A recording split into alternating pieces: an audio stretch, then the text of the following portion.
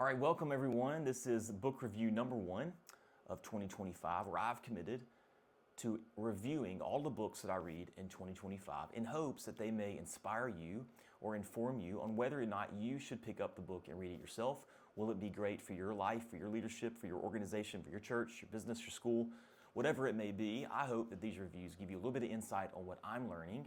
They're not going to tell you everything you need to know about the book, but they're going to give you a little bit of an insight on why I think it's valuable, what I learned from the book, and what I think we all can learn from these books.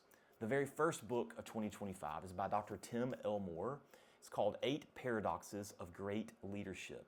8 Paradoxes of Great Leadership. This was a fantastic book.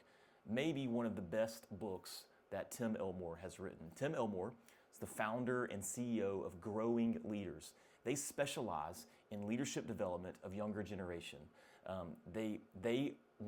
Their desire is to see organizations grow in their leadership of younger and future generations. He was mentored by John Maxwell, and he is brilliant.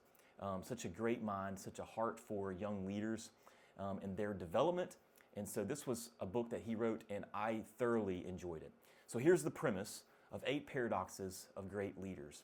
There's been a shift in our world from complicated to complex. Now I'm going to explain what that means. That means that the problems that we all face, the conflict that we manage from day to day, the world that we lead is not just complicated anymore. It's now a complex world. Complicated means simply that we're staring a difficult situation in the face that we have to manage. Complex means that we're staring a difficult situation in the face that we have to manage, and yet that situation is continually, constantly evolving through various reasons. Those new complex problems that we lead in our world today require a very different kind of leader. And Dr. Elmore says that that leader is called an uncommon leader. An uncommon leader lives in the tension of paradoxes that he explains in the book. Among those are living in the tension of balancing confidence and humility. More on that in a minute. Leveraging vision and also blind spots. Embracing visible leadership, also invisible leadership. Being both teachers and learners. Being both timely and timeless. How do we live in the tension of those paradoxes? Those are the paradoxes that define uncommon leaders. They're the ones that guide their path and their leadership. These paradoxes enable them to then see problems as possibility, obstacles as opportunities, stumbling blocks as stepping stones to growth, both personal growth and organizational growth. And today as leaders, we have to recognize that we can't just possess technical skills. That got us a long way for a long time. But now we have to also have people skills. We can't just command and control. We have to connect. We have to collaborate. This is being an uncommon leader. And one of my favorite paradoxes that he talks about in the book is this idea of living in tension between being humble and being confident. We need both, is the whole idea of the paradox. He writes, the truth is, confidence makes leadership believable. But then he goes on to say this, humility makes confidence believable.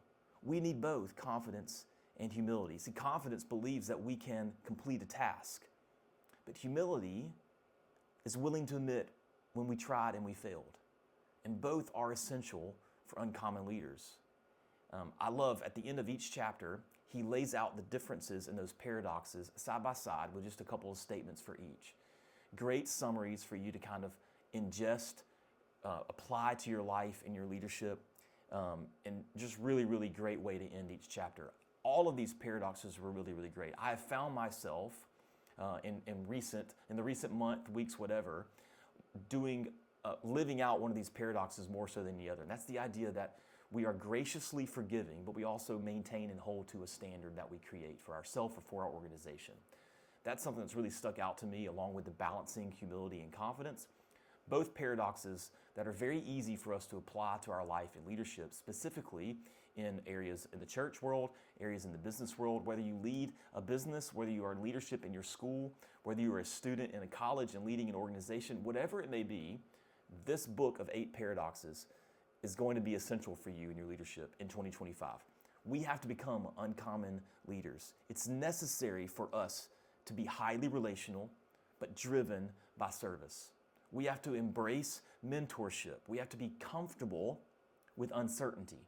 Because if anything is for certain in this world, is that this world is uncertain. So we have to be comfortable with living in tension of these paradoxes. And this book is a great place to start on understanding those paradoxes. So if you want to become an uncommon leader, I highly recommend picking up Tim Elmore's book, 8 Great Paradoxes of Leadership. Fantastic book. Pick it up today. Give it a read. You'll learn from it and you'll grow from it. I can promise you that. Have a good day. See you next time.